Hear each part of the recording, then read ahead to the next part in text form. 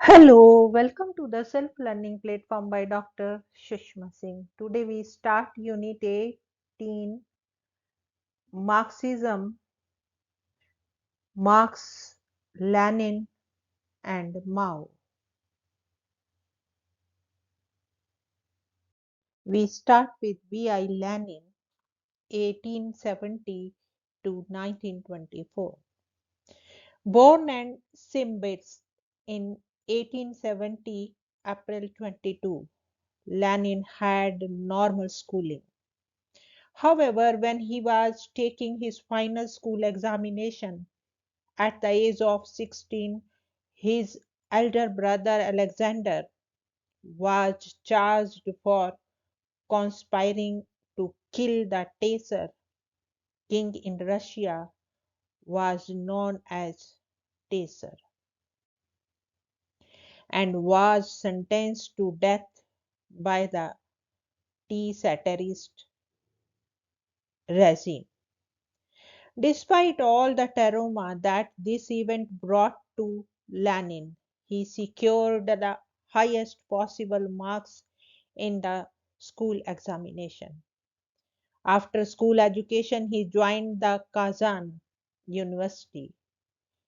It was during his stay at the university that Lenin began taking part in the various student agitations, which ultimately led to his expulsion from the university.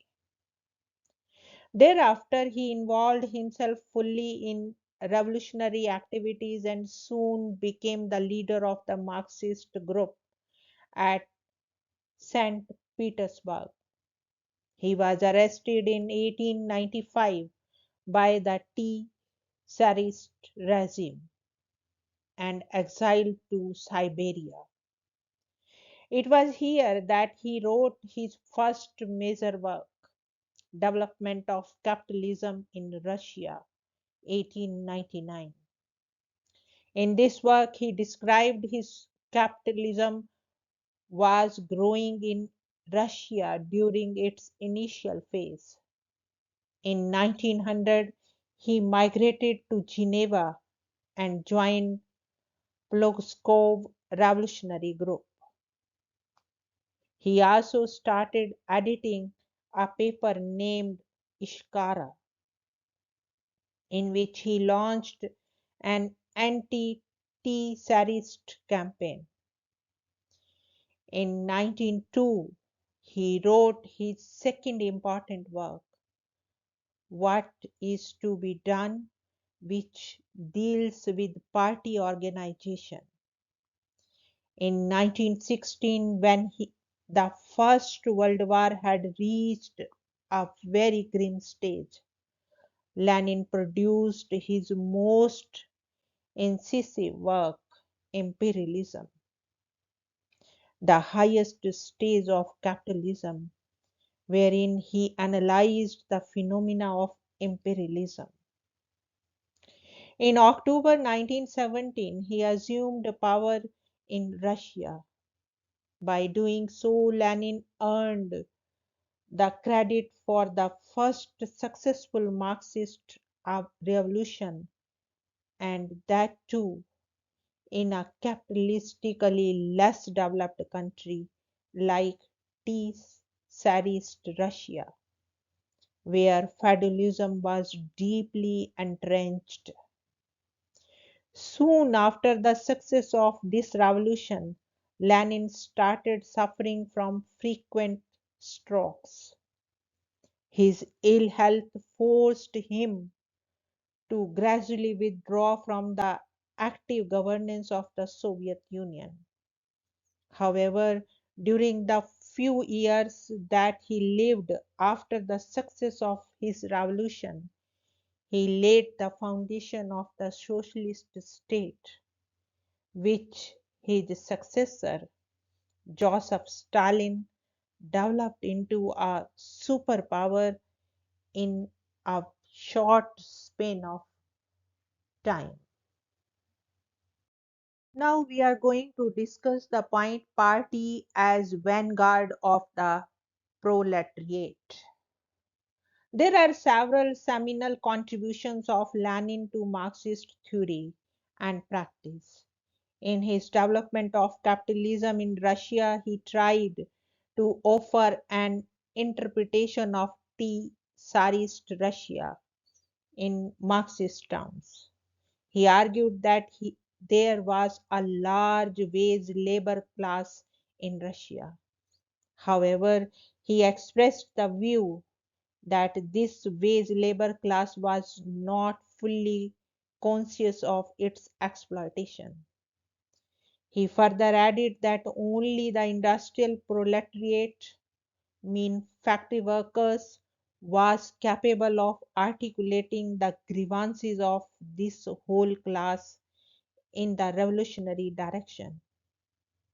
This could be done only by transcending local economic grievances and narrow trade unionism.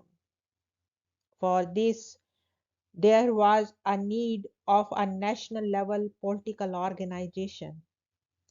Only such an organization could raise the level of political consciousness of the workers by transforming the wage labor class into a revolutionary proletariat class capable of staging a successful revolution.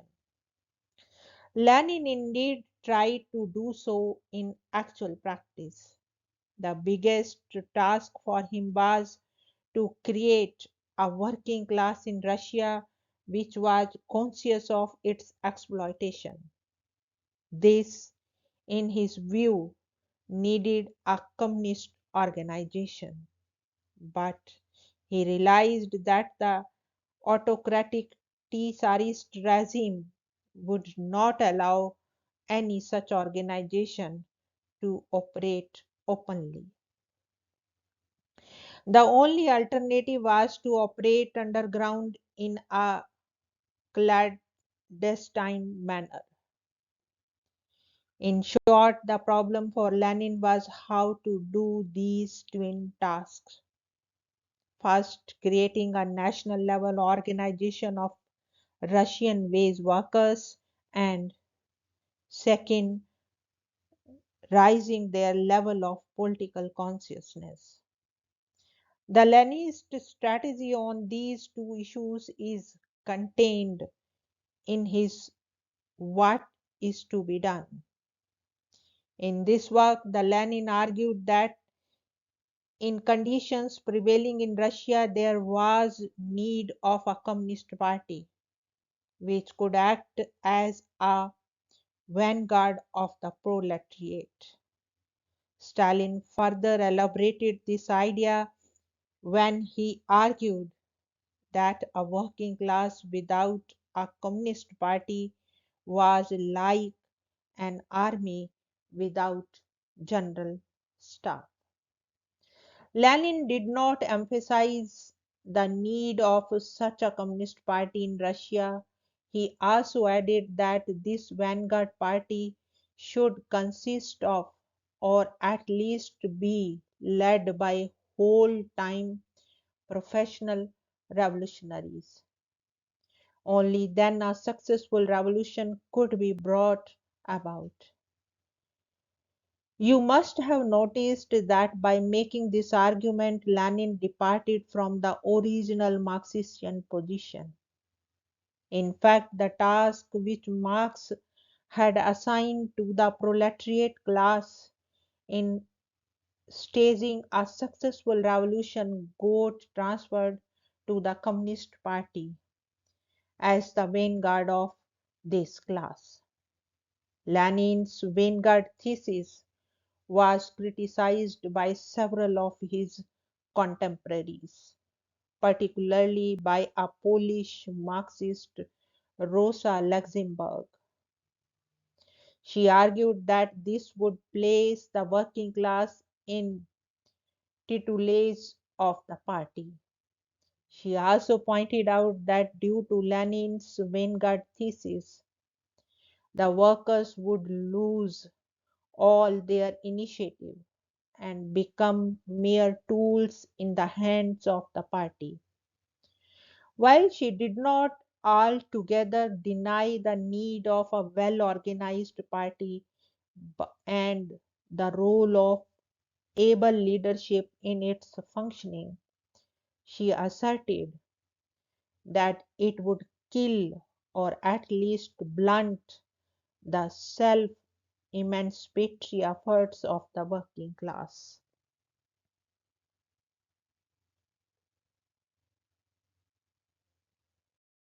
Now, the next point is democratic centralism. Having made the Communist Party as the vanguard of the proletariat, Lenin advocated a certain type of organizational structure for the party. His thesis is popularly known as democratic centralism. To put it in simple words, democratic centralism consisted of two elements: democracy and centralism. It meant that the hierarchical structure of the Communist Party should be such that each higher organ of the party should be elected by the lower organ, and all the party matters should initially discuss freely at all the levels of the organization, from the lowest to the highest. However, once a decision has been taken by the highest organ, it should be imposed strictly on all the lower organs, and all of them must abide by it. While theoretically democratic centralism has democracy as well as centralism, in actual practice the party became less and less democratic and more centralized. Like his vanguard thesis, Lenin's views on democratic centralism were also criticized by several of his contemporaries. The next point is imperialism. Marx, in his analysis of capitalism, had argued that in the task of overthrowing autocracy and feudalism, the bourgeoisie plays a revolutionary role and brings about democracy and capitalism. This is called the bourgeois democratic revolution. It puts the bourgeoisie into power. Under the rule of the bourgeoisie, capitalism would develop further. Finally, it would reach a stage where the class contradiction between the bourgeoisie and the proletariat would become very sharp. This would create conditions for a proletariat socialist revolution, which would mark the demise of capitalism. This prediction of Marx, however, did not prove true, and the development of capitalism in Europe did not lead to proletariat socialist revolutions. Lenin tried to explain why the Marxian prediction about the proletariat socialist revolution and demise of capitalism had not come true.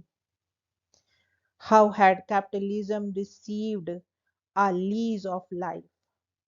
How had capitalism failed in its historic mission? Lenin, in his imperialism, the highest stage of capitalism, tried to explain this lease of life which capitalism in the West had received. Capitalism, in his view, had grown so much that raw material and domestic markets in the capitalist countries were not enough to permit its further growth. Therefore, it had become necessary for these countries to find raw material and new markets for investment in Asia, Africa, and South America. Thus, capitalism was exported from Europe. It had acquired a monopolistic position and had become reactionary. Due to colonization of Asia, Africa, and South America, capitalism had acquired a parasitic position. Thus, capitalism had reached its highest stage, that is, imperialism, and had exhausted the historical mission of creating conditions for a proletariat revolution in different capitalist countries. However, capitalism in its imperialist manifestation had created conditions for a socialist revolution at the global stage. The next point is weakest link of the chain. The success of the Bolshevik Revolution in a capitalistically underdeveloped countries like Russia in 1917 raised two new problems for Lenin. The first problem was to reconcile and interpret this revolution in Marxian terms. Lenin did so by inventing the weakest link of the chain argument. It meant that Tsarist Russia, where capitalism was not yet fully developed, constituted the weakest link of the imperialist chain, and strategically it is quite appropriate to break the chain and at its weakest rather than at its strongest point. In fact, this whole idea is also implicit in Marx.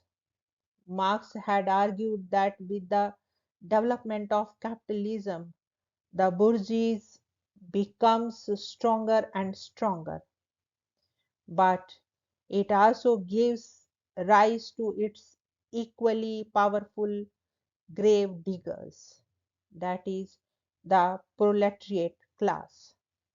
The bourgeoisie cannot grow strong without leading to simultaneous growth of the proletariat. So, in societies where the bourgeoisie is strong, the proletariat is also strong. Similarly, where bourgeoisie is weak, the proletariat is also weak. The Leninist argument was that the capitalistically advanced countries of the Europe constituted the strongest point of the imperialist chain, while Tsarist Russia constituted the weakest link.